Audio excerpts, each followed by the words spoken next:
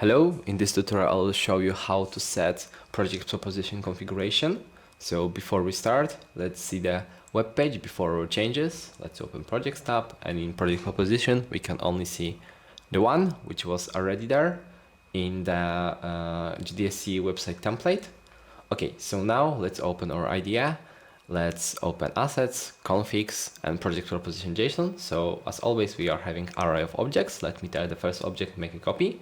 And again, we are having the name, which is the name of the project proposition, the difficulty. So it can be basic, intermediate, or advanced. Technologies in which you should make this project, short description of this project, URL to README, which should contain more deep description, and the picture URL of final result of this project.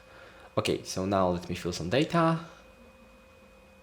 Yes, let me also change the technologies to see that there will be one tag less and some very short description just for testing reasons.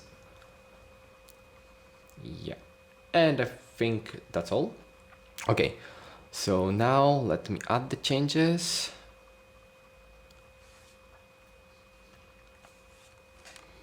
And let me commit, so for example, add new project proposition. Okay, good. Okay, and I will push the change. Now I will open GitHub pages, and okay, again we need to wait for deployment of our changes. So it's not ready yet. Okay, it's ready. It's active. Okay, so let's open the website and let's see the changes. Let's open the projects tab.